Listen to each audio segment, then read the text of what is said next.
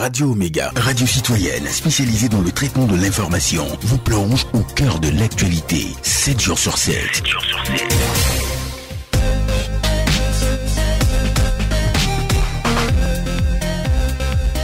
Madame, Monsieur, bonjour et bienvenue. Donc, ça nous concerne l'émission interactive qui vous permet en tout cas d'avoir autant d'informations sur tout ce qui est en rapport avec notre quotidien.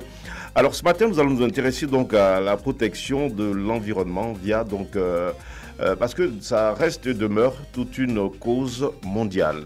Eh bien, le Burkina Faso a adopté la vision 2050 de développement à faible émission de carbone et résilient au climat du Burkina Faso, sa stratégie bas carbone à long terme au mois de mars 2025. Eh bien, le pays fait désormais partie des 76 pays dont la LT-LEDS a été acceptée par la Convention cadre des Nations Unies sur les changements climatiques. Eh bien, cette stratégie est conforme à l'accord de Paris qui encourage les parties à élaborer de tels cadres comme feuille de route pour un développement à long terme de leurs économies à faible émission et résilient face au changement climatique. La vision du Burkina Faso est la suivante. À l'horizon 2050, le Burkina Faso est une nation où le développement socio-économique est inclusif, durable, sobre, en carbone et résilient au climat, générant des emplois verts et de la richesse dans les domaines à fort impact environnemental. Le Burkina Faso a donc adopté la stratégie d'émission à faible carbone jusqu'à 2050. Il s'agit donc de mener des actions pour obtenir une très faible émission de gaz à effet de serre. Une campagne a donc été initiée pour déterminer le rôle de la femme et des jeunes dans la mise en œuvre de cette stratégie. Et bien pour en parler, je reçois pour vous M. Kinda Atanas, facilitateur pays du NDC Partnership. Bonjour et bienvenue. Bonjour, merci de nous avoir invités. Deuxième invité, Madame Saoudata Sawadogo, qui est directrice chargée de la communication et du plaidoyer de la CONAGEC, entendez par là la Coordination nationale de jeunes pour l'environnement et le climat. Bonjour et merci d'avoir répondu à notre invitation. Bonjour, merci de nous avoir reçus. Alors, le décor étant planté, je vais donc m'adresser à Monsieur Kinda, donc de NDC Partner, qui est un partenaire non des moindres, voilà, donc du Burkina Faso dans le cadre donc de la sauvegarde de l'environnement et de la lutte par rapport à ces émissions de gaz à effet de serre. Alors parlons donc de la stratégie. D'abord, qu'est-ce qu'on peut entendre par émissions de gaz à effet de serre, Monsieur Kinda? Merci bien.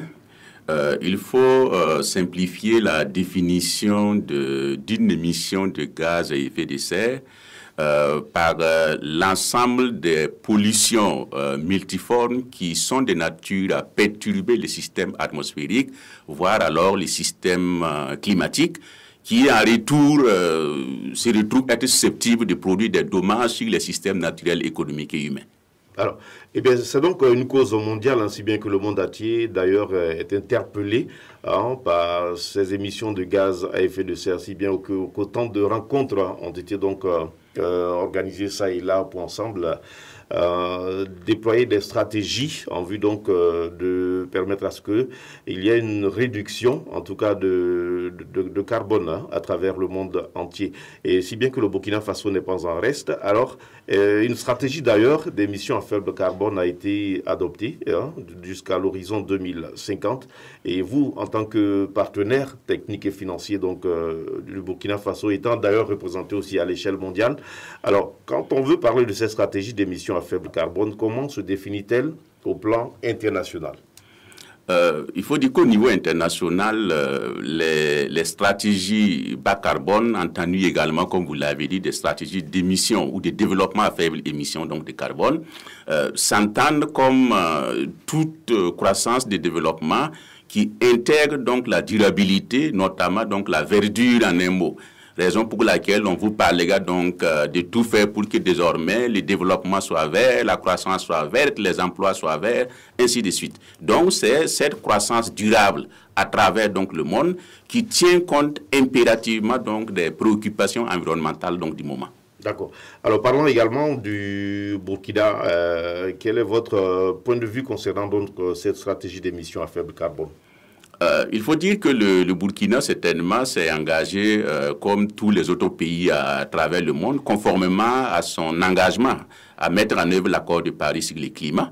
Et donc, le Burkina, effectivement, s'est appuyé sur ces secteurs émetteurs pour réduire ses émissions de gaz à effet de serre. Mais comme on l'a dit, c'est des initiatives qui ne doivent pas donc interrompre ou réduire le processus de croissance donc en cours.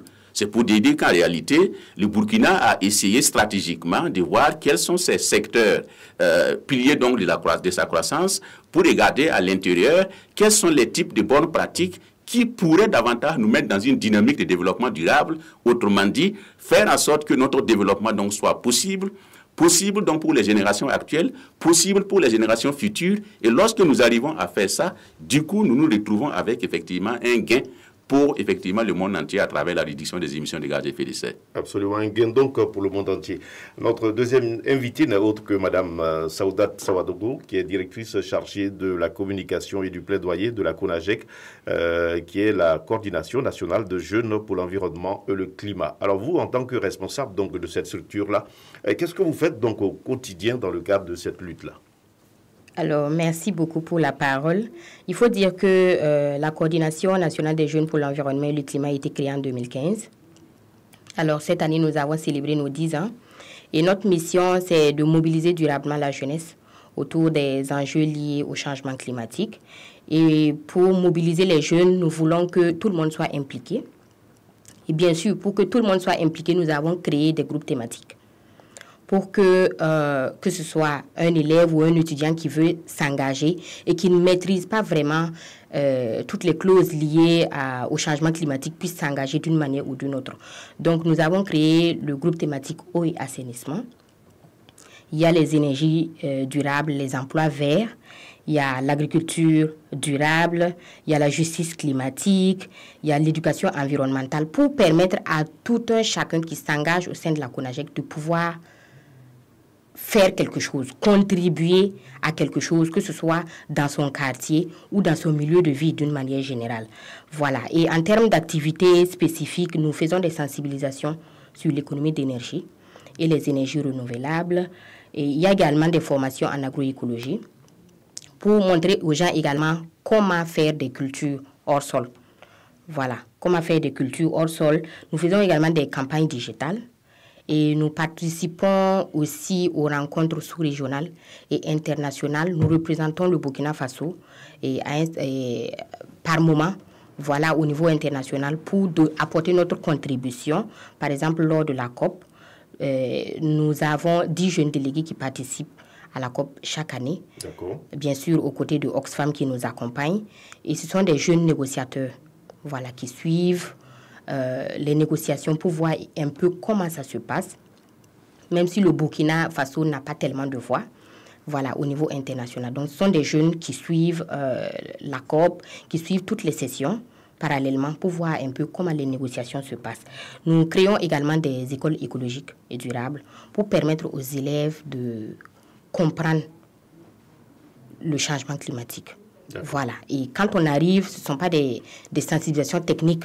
On leur montre juste les b.a.-ba. Qu'est-ce qu'il faut faire à l'école pour lutter contre le changement climatique. Et on les forme également à la fabrication des poubelles à base de sachets plastiques pour qu'eux-mêmes ils puissent fabriquer, utiliser les sachets plastiques qui traînent dans la cour de leurs écoles pour faire des poubelles et pouvoir les utiliser, que ce soit à l'école et également à la maison. D'accord. Voilà. Et à ce jour, à l'occasion de nos 10 ans, avec la comptabilisation que nous avons fait, nous avons pu former environ 10 000 jeunes à travers le Burkina. Et nous avons planté environ 50 000 arbres. Et nous avons pu restaurer également 100 hectares de terre. Et il y a également 100 tonnes de déchets plastiques que nous avons pu collecter et valoriser.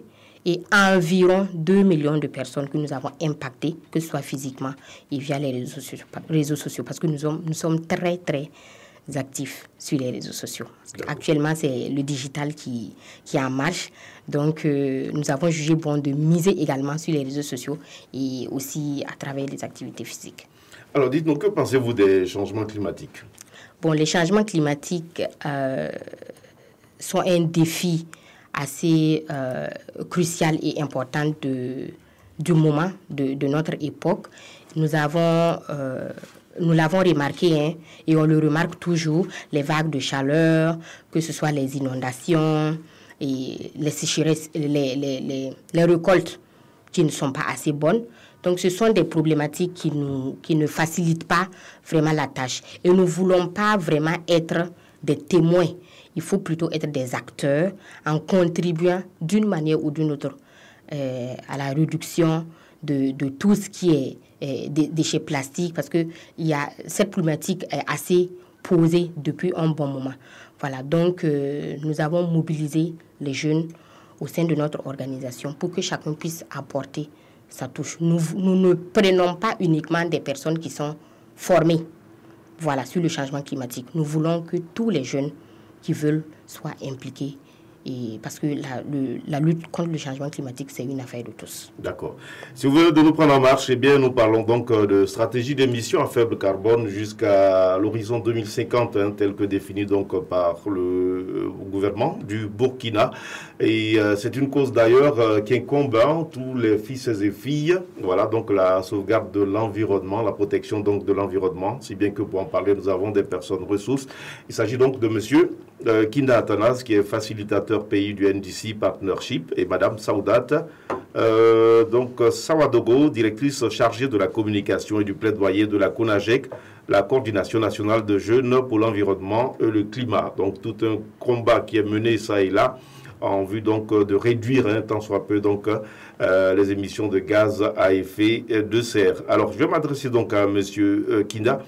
Dites-nous, vous, en tant que partenaire technique et financier voilà, du Burkina et même à l'échelle mondiale, quel est, vous, votre rôle que vous jouez? Il faut dire que le NDC Partnership a été mis en place par le secrétaire général des Nations Unies et regorge aujourd'hui plus de 200 États et organisations internationales. Et c'est en fait une plateforme dont l'objectif n'est pas autre chose que d'accompagner l'ensemble des pays membres vers l'atteinte donc, des objectifs de l'accord de Paris sur le climat.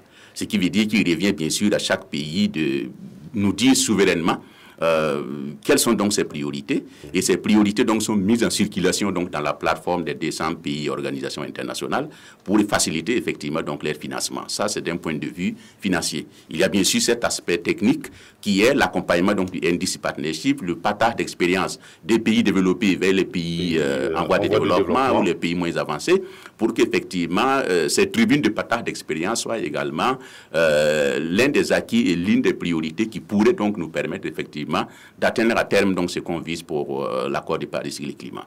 Voilà un peu résumé. Qu'est-ce que nous faisons et qu'est-ce que nous envisageons et qu'est-ce que, à l'échelle mondiale, quel type d'appui est régulièrement, par exemple, donc, accordé aux pays, effectivement, donc, qui désirent l'appui du NDC Partnership. Alors, à entendre M. Kida, Mme Saoudat Sawadogo, vous qui êtes la directrice chargée donc, de la communication et du plaidoyer de la CONAGEC, cette coordination nationale de jeunes pour l'environnement et le climat. Alors, qu'est-ce que les jeunes doivent faire concrètement vis-à-vis donc, de ce fléau-là?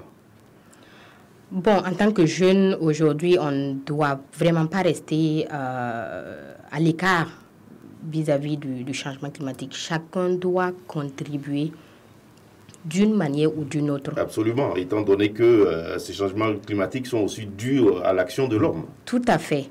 Et nous, nos sensibilisations, de façon générale, ne sont pas généralement des sensibilisations assez techniques.